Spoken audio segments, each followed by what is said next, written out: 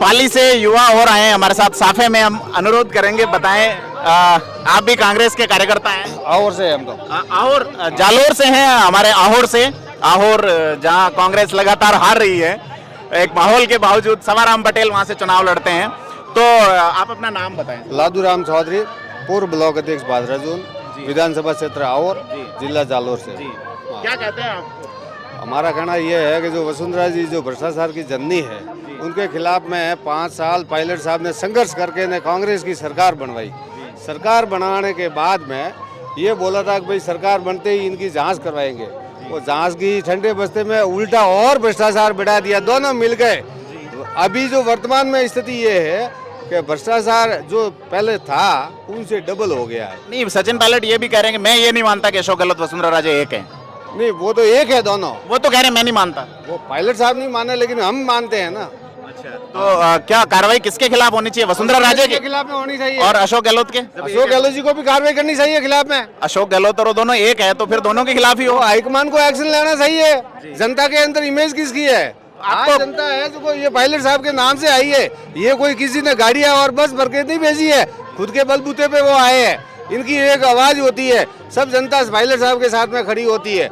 यहाँ के लोग ये कहते हैं मारवाड़ में सचिन पायलट का कोई प्रभाव नहीं है। सब सचिन पायलट साहब जहाँ भी जाते हैं ना, वहाँ गाड़ियों का रेला लगता है और जनता है जो भीड़ रोडों पे जो नहीं दिखती, मतलब आती नहीं है। इतनी उम्मीद क्यों है सचिन पायलट से? सचिन पायलट युवा है, ईमानदार है, संघर्षशील आदमी है, संघर्ष करने वाले हैं। लोगों के अंदर एक विश्वास है कि ये आएगा तो कुछ करेगा हमारे लिए। धन्यवाद आपका। तो आप बोलना चाहेंगे? आइए आप। हाँ बताएं सर, कहाँ से आए आप? सर मैं बांदीकुई विधानसभा बसवा तहसील हेडक्वार्टर बसवा सिटी से ही आए हैं। क्या नाम है सर आपका? मेरा नाम है रमेश चंद साहू। जी साहू जी, बताएं क्या लगता है आपको सचिन पायलट का ये? देखो ऐसी बात है, पायलट साहब को मैं करीबन 30 वर्ष से जानता हूँ। जी, पायलट साहब के पिताजी हमारे यहाँ से लोकसभा चुनाव लड़े थे, बिल्कुल करीब 3 बार MP रहे थे। हमारे क्षेत्र में इतना विकास किया था ईमानदारी से, जितनी प्रशंसा की जाए उतनी कम है। उसके बाद में हमने सचिन जी पायलट को वहाँ से लोकसभा सदस्य चुन के भेजा। उन्होंने भी काफ़ी प्रयास और काफ़ी विकास किया है। उसके बाद में कुछ नीति अनुसार यहाँ आरक्षण लागू कर दिया, उनकी सीट यहाँ से गायब कर दी। लोकसभा की सीट आरक्षण में आ गई, आरक्षण से इनकी सीट को गायब कर दिया। हम चाहते थे कि हमारा सचिन पायलट यहीं रहे, विकास नेता है, विकास पुरुष है, राजेश पायलट जी का पुत्र है, हमेशा यहाँ काम करेगा। लेकिन कुछ सरकार की नीति, कुछ बड़े नेताओं की नीति इन पायलट साहब को दबाना चाहती है। पायलट साहब का राजनीति खत्म करना चाहते हैं। आप ये कहना चाहते हो 2008 में जो परिसीमन हुआ उसमें भरतपुर का परिसीमन ऐसे किया गया कि वो 80 सीट हो गई और सचिन पायलट को मजबूरन अजमेर जाना पड़ा? हाँ, भरतपुर नहीं, दौसा, सॉरी दौसा। तो इन, हाँ बिल्कुल, इनको फिर मजबूरन यहाँ से जाना पड़ा।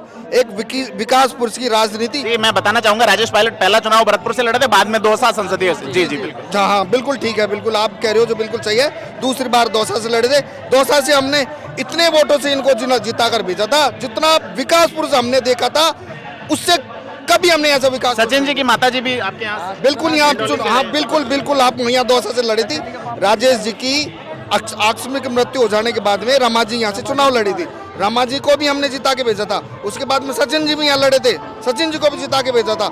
लेकिन कुछ राजनेता ऐसे हैं, इनको बिल्कुल खत्म करना चाहते हैं। और हम चाहते हैं, हम युवा हैं, हम चाहते हैं युवा नेता हमारे राजस्थान सरकार में रहे, भारत सरकार में रहे। गवर्नमेंट ने 60 वर्ष की उम्र को संन्यास लेने के लिए कह दिया, तो नेताओं को भी भेजो 60 वर्ष की उम्र में संन्यास लेने के लिए। युवाओं को आगे आने दो, युवाओं को आगे बढ़ने से देश का विकास होगा, प्रदेश का विकास होगा, युवाओं का विकास होगा। ओसवाल फूल झाड़ू, शादी और ये दोनों ही लंबे चलेंगे।